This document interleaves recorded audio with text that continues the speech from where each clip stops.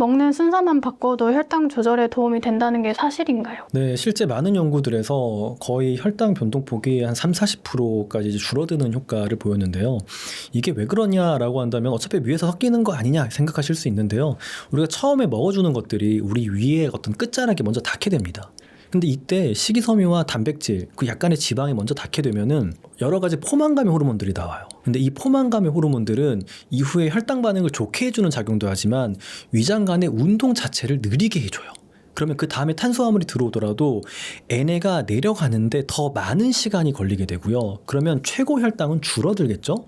이 과정 속에서 단백질과 식이섬유 지방이 만들어내는 이 GLP-1 같은 호르몬들이 췌장의 어떤 인슐린 반응을 또 개선시켜줘가지고 천천히 오르는 혈당을 더 효과적으로 낮출 수 있게 돼서 이런 이중작용으로 식후 혈당이 훨씬 더 완만해지게 되고, 혈당이 완만하다라는 거는 이 다음에 내가 이런 음식에 대한 갈망을 더 적게 경험하고 피크가 낮아지기 때문에, 피크가 높아지면요 이게 우리 몸에 산화 스트레스를 줄 수 있어서 노화가 빨라지게 되는데, 이런 노화나 염증까지도 좀 줄여줄 수 있는 방식이어서 좀 해보시길 추천드리고요. 이게 또 한식이 1, 2, 3 식사라고 전 표현을 합니다. 먼저 이 식이섬유, 단백질과 지방 이런 것들을 먼저 먹는 식사를 꼭 먼저 해보시기를 추천드립니다. 아침에는 바쁘다 보니까 식사를 거르는 분들이 되게 많은데요.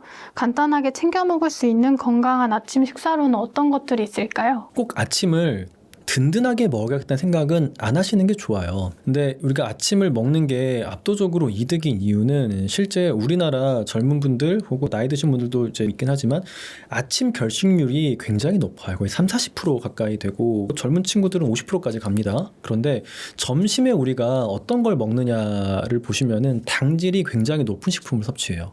그런데 그때까지 우리가 굶게 되면은 이 당질이 높은 이런 탄수화물, 정제된 탄수화물에 대한 혈당 반응이 굉장히 높게 나타나요. 굶었던 어떤 이 우리의 위장관은 훨씬 더 빠르게 음식물들을 소화시키고 스트레스 호르몬이 높아져 있는 상태이기 때문에 혈당 반응도 더 극적으로 나타나거든요. 그래서 아침은 꼭 뭔가 배를 든든하게 채우기 위해서가 아니라 나의 어떤 호르몬 상태를 조금 더 혈당 반응을 완만하게 해주는 목적으로 설정한다라고 생각하시면 뭘 먹어야 되는지가 나오는 거예요. 그럼 뭘 먹어야 되냐? 적당량의 단백질과 지방과 수용성 식이섬유. 그래서 정말 심플하게는 탄수화물이 없는 단백질 쉐이크에다가 우유나 두유를 넣는 거예요. 그리고 사과 반쪽을 먹습니다. 그렇게 되면은 단백질 거의 30g과 그리고 수용성 식이섬유 그리고 지방, 우유에는 포화지방이 들어있죠. 지방을 섭취하게 되는 거예요. 만약 내가 두유를 먹었다 그러면은 올리브 오일 한 10ml 정도를 곁들여도 됩니다. 그러면 단백질, 식이섬유, 지방을 다 먹게 돼서 굉장히 포만감이 느껴지고 이후 혈당 반응이 거의 70%에서 90%까지 개선됩니다. 또 다른 방법으로는 그릭 요거트를 활용해 보는 방법도 있어요. 이제 그릭 요거트 중에 물성이 있는 것도 있고 없는 것도 있습니다. 근데 그릭 요거트를 한 단백질 한 10g 정도 있는 것을 하나 준비하시고요. 거기에다가 견과류를 넣거나 혹은 키위 같은 거를 전 이제 잘라서 넣습니다. 그러면은 그릭 요거트에는 단백질과 지방이 있어요. 근데 이 단백질도 천천히 소화 흡수되는 카제인 단백질이거든요. 근데 여기에 지방까지 있기 때문에 굉장히 천천히 우리 몸에 에너지를 공급해 줄 수 있는 방식이 되고요.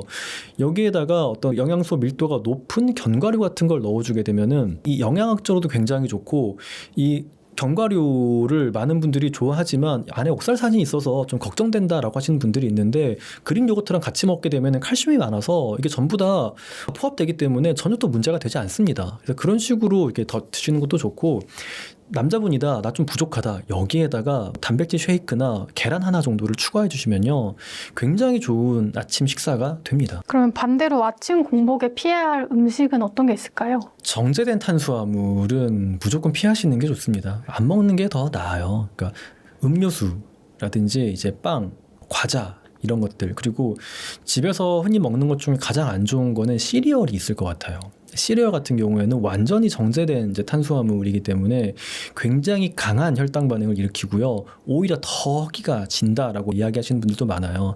빵의 음료수 같은 경우도 음료수도 당이 거의 한 20에서 30 이상 들어있고요. 빵은 완전 정제된 탄수화물이죠. 그래서 혈당 반응이 너무 세기 때문에 이게 일시적으로는 배가 부르다라는 느낌을 받으실 수 있지만, 오히려 한 2시간, 3시간 지난 뒤에는 안 먹었을 때보다 오히려 더 허기짐을 느끼게 될 가능성이 높아요. 왜냐면 이렇게 빵을 먹었기 때문에 여러분의 몸에서는 빵과 음료를 먹었을 때 굉장히 많은 인슐린이 나오거든요. 그러면은 처음에 혈당이 올라가고 인슐린이 나오니까 이 포만감을 잠깐 느껴요. 짧은 포만감입니다. 근데 인슐린이 항상 더 많이 나와요. 드신 탄수화물보다. 어떻게 되냐? 혈당이 빠르게 떨어져요.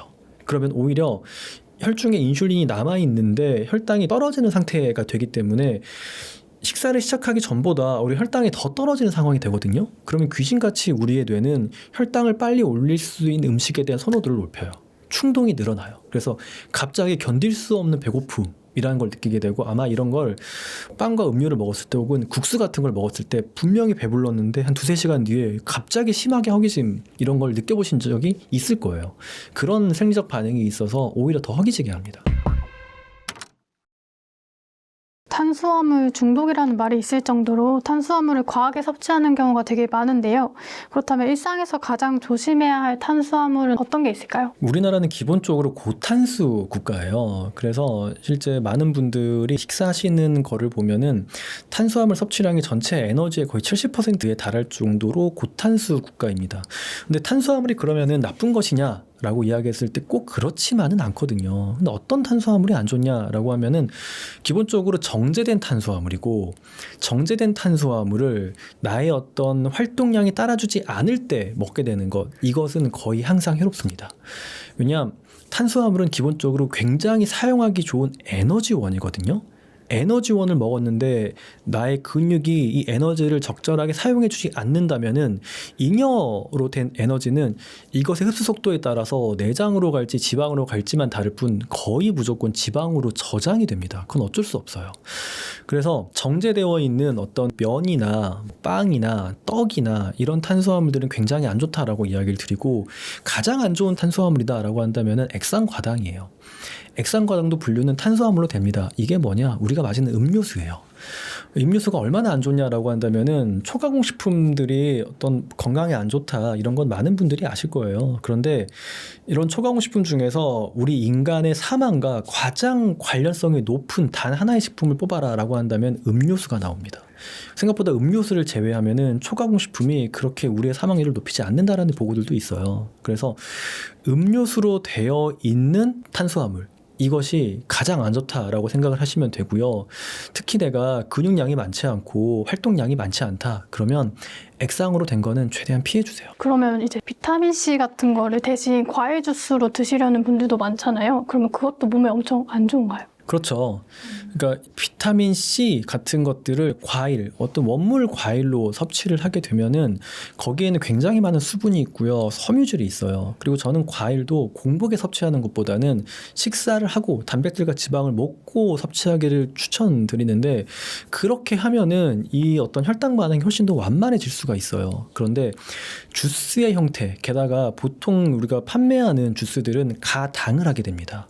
이러면 또 다른 당을 더 주입하게 돼서 마시는 거예요. 그럼 여기에는 물론 그래도 원물을 좀 갈았다라고 하면은 좋은 성분들도 있겠죠. 그런데 좋은 성분들과 함께 너무나 많은 당이 있기 때문에 섭취했을 때 우리한테 주는 어떤 대사적인 총량의 영향은 안 좋은 경우들이 훨씬 많아요. 특히 내가 좀 배가 나왔거나 내장 지방이 있거나 비만하다 그러면 안 좋습니다. 그래서 과일은 가능하면 원물의 형태로 드시고, 너무 갈아서 먹고 싶다라고 한다면은 최대한 달지 않은 그런 것들 있잖아요. 오히려 케일이나 이런 세너리 같은 것들, 이런 것들은 가셔도 크게 문제가 없습니다. 특히 수용성 식이섬유 같은 경우에는 갈아도 보존이 돼요. 그러니까 그런 것들은 갈아서 미네랄과 여러 가지 폴리페놀, 미량 영양소를 섭취하시는 데 도움이 되지만, 달달한 과일, 특히 시중에 판매하는 것들은 굉장히 대사적으로 해롭습니다. 간식을 자주 먹다 보면 막상 식사 시간에는 입맛이 없어지고, 이제 간식을 먹었으니까 한 끼는 굶으면 되겠지라고 생각하는 분들이 있는데요. 사실 이게 몸에 엄청 안 좋다고요. 가장 안 좋습니다. 가장 안 좋아요. 우리가 음식에 중독되게 되는, 특히 이제 중년 이후로 이런 달달한 탄수화물에 중독되는 가장 큰 이유가, 내가 먹고 싶은 이런 과자나 떡볶이를 먹었으니까 먹기 위해서 한 끼를 굶어야겠다라는 생각을 할 때예요. 여러분들의 뇌는 왜 굶었는지를 몰라요. 다만 먹을 게 없었다라고 생각을 합니다. 그러면은 우리의 뇌는 이런 생존 반응이라는 게 일어나요. 뭐냐? 포만감의 호르몬이 낮아지고요, 어떤 배고픔의 호르몬들이 높아집니다. 그런데 이럴 때 떡볶이라든지 아주 이런 에너지 밀도가 높은, 칼로리 밀도가 높은 음료수나 빵 같은 것들은 그때 우리 혀에 닿게 되면은 우리 몸은 이 디저트가, 이 빵이 생존에 너무 유리하다고 판단을 해요. 그래서 본래 음식들은 도파민을 분비하게 하거든요. 특히 정제되어 있는 이런 매우 맛있게 만들어진, 인공적으로 만든 식품들은 그렇습니다. 그런데 도파민이 평상시에는 100이었다라고 한다면은 여러분들이 굶은 다음에 그 식품을 먹게 되면은 도파민이 더 과다 분비됩니다. 200, 300이 나와요. 무슨 말이냐? 여러분의 뇌가 이게 생존에 유리하다고 판단을 하니까 추후에 이것을 또 먹도록 도파민을 분비하는 거거든요. 즉 도파민은 우리가 본능적으로 이 행동이 생존에 유리하다라고 판단을 할 때 분비되어서 또 하도록 만드는 학습 호르몬이거든요. 그러니까 여러분들 스스로에게 빵을 나는 먹어야 되는 사람이라고 교육을 시키는 꼴이 돼요. 그러면 이후에 빵을 참고자 하는 충동을 억누르기가 너무 힘들어집니다. 그래서 어떻게 되냐? 결국 알코올 중독자 분들도 밥을 안 먹고 술만 마시게 되거든요. 그래서 빵을 먹기 위해서 밥을 거르게 돼요. 근데 이게 점점 더 중독을 강화시키게 되는 거고, 영양소 결핍이 있는 식사를 계속하게 되니까 여러분들의 몸은 계속해서 뭔가가 부족하다고 느껴요, 사실. 그럼 계속해서 포만감의 호르몬이 형성이 안 됩니다. 더욱더 이런 빵이나 디저트나 초강호 식품에 대한 중독이 강화되는 방향으로 흘러가기 때문에 꼭 제대로 된 식사를 하시고 그런 이후에 드시고 싶으신 어떤 후식이나 이런 것들을 즐기는 게 거의 항상 우리 대사에, 그리고 여러분들의 뇌에 이롭습니다. 술을 마시면 식사를 했는데도 계속 무언가가 땡기고 집에 와서 라면 같은 음식을 찾게 되는 경우가 많은데요. 술을 마신 뒤에 이렇게 식욕이 계속 올라오는 이유가 무엇인가요? 술은 굉장히 흥미로운 물질인데요. 하나의 어떤 케미컬이라고 생각하시면 됩니다. 하나의 약 같은 거라고 생각하시면 돼요. 근데 술은, 그러니까 저희가 이제 많은 비만 환자 그리고 식욕 억제제를 쓸 때도 공통적으로 나타나는 현상은 이 약제를 가지고 어떤 식욕 중추에서 어떤 식욕을 억제시키는 이런 작용을 했을 때 알코올은 이걸 풉니다. 무슨 말이냐? 이 포만감의 중추를 좀 마비시켜요. 그래서 계속해서 먹을 수 있게 하는 게 첫 번째가 있고요.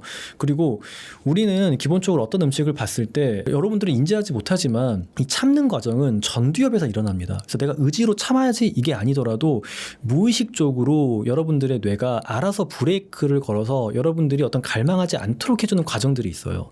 근데 전두엽은 이 전두엽의 기능을 억제합니다. 그래서 전두엽의 기능이 떨어지니까 이 편도체 같은 데가 오히려 과혈상화가 돼요. 무슨 말이냐? 이런 충동들이 훨씬 더 견딜 수 없게 되고, 예전에는 그냥 전두엽이 가려졌던 어떤 이런 갈망들도 훨씬 더 선명하게 나오게 되니까 훨씬 더 많은 이런 유혹에 접하게 됩니다. 근데 유혹을 접했을 때 전두엽의 기능이 떨어져 있으니까 더욱더 절제가 안 되고, 이때의 뇌는 어떠냐? 단기적인 이익을 훨씬 더 높게 평가해요. 네. 그러니까 내가 콜라를 마셔 혹은 라면을 먹어, 단기적으로는 혀에 맛있겠다라는 게 있고, 장기적으로는 괜히 살만 찌고 다음날 컨디션도 안 좋고 붓고 나 또 자책할 거고 다양한 것들이 있지만, 술이 취한 뇌는요 이런 장기적인 것들을 굉장히 낮게 평가하고 단기적인 혀에 닿으면 맛있겠다, 시원하겠다, 이것만 높게 평가하기 때문에 사실 좀 참을 수 없게 되는 것이 맞습니다. 그래서 술을 마실 때 어떻게 해야 되냐? 기본적으로 안 마시는 게 가장 좋지만 이 안주의 환경을 굉장히 바꿔야 돼요. 그래서 여러분이 먹고자 하는 것들이 전부 다 좀 건강한 식품이도록 어떤 술자리를 만드는 게 가장 좋아서 회나 이런 자연 어떤 이런 원물들이 있는 술자리를 추천드리고요. 그리고 가능하면 술자리는 그래서 간단하게 뭘 먹고 가시는 게 좋습니다. 왜냐면 이 배고플 때 이런 전두엽의 억제가 일어나게 되면 훨씬 더 자극적이고 폭발적으로 먹을 가능성이 높아져서 배불리 뭔가 포만감을 느끼시고 술자리를 가시는 걸 추천드립니다. 식습관을 바꾸고 살 안 찌는 몸이 되기 위해서는 필요한 기간이 최소 어느 정도인가요? 일단 기본적으로 나의 어떤 행위가 좀 좋아진다라는 걸 인지하기 위해서는 4주의 시간은 필요한 것 같습니다. 실제 다양한 연구들에서 어떤 이 변화의 시작은 뇌라든지 어떤 우리 장내 미생물이라든지 이런 것들은 한 2주 만에도 변화가 나타나긴 합니다. 그런데 어떤 습관의 복잡성의 측면에서 정말 간단한 것들은 한 2, 3주 만에 형성이 되지만 복잡한 것들은 정말 3개월 이렇게도 시간이 걸리기도 하거든요. 그런데 왜 제가 이 책에서도 이 4주의 시간을 이야기했냐면은 어떤 행위가 우리한테 의미 있게 좀 자리를 잡으려면은 좋다라는 걸 우리가 인지할 수 있어야 돼요. 그래서 저는 이 책에서 살찌지 않는 몸에서 3M을 기반으로 여러분들이 최소한의 노력을 하지만 호르몬적으로 최고의 효과를 줄 수 있는 것들 좀 배치를 해놨어요. 그러면 어떻게 되냐? 내가 기대했던 것보다 나의 몸의 컨디션이나 어떤 내장 지방이나 활력의 변화가 있게 됩니다. 그게 한 4주 정도의 시간이 필요하고요. 그렇게 되면은 여러분들은 도파민이 나와요. 왜냐면 내가 기대했던 것보다 들인 노력은 적지만 좋으니까요. 근데 이렇게 한번 도파민을 여러분들이 경험하게 되면은 이 행위를 유지하는 것이 더 이상 나의 어떤 의지의 어떤 문제가 아니라 좋으니까 하는 게 되거든요. 그런 방식으로 그 변화를 지속할 수 있는 어떤 체감을 하게 하는 최소한의 기간이 저는 한 4주 정도라고 생각을 해서 이 정도의 시간은 한번 여러분들께서 써보신다면은 굉장히 의미가 있을 거라고 생각을 합니다. 4주 동안 주차별로 목표로 해야 할 액션 플랜이 있나요? 네, 제 책에서도 그래서 좀 구체적으로 이야기를 드렸어요. 왜냐면 제가 이론적으로 설명을 이렇게 드려도 결국에는 내가 그래서 뭘 해야 되지? 라는 거에서 항상 많은 분들이 어려워하시더라고요. 그래서 주차별로 목적을 제시를 해드렸습니다. 흥미롭게도 0주차부터 시작을 해요. 0주차는 준비 주간이에요. 생각보다 우리는 내 주변에 있는 것들 그리고 나의 어떤 수면 상태, 내가 어떻게 먹었는지 나의 상태를 아는 것이 굉장히 중요하거든요. 그래서 0주차는 준비 주간, 환경, 수면, 근육 상태를 먼저 보는 겁니다. 그런 다음에 1주차는 이제 이 포만 신호 회복과 보상 회로를 진정시키는 구간이에요. 대사와 뇌 이 두 가지를 건드리는 건데요. 이 포만 신호라는 거는 뭐냐면요.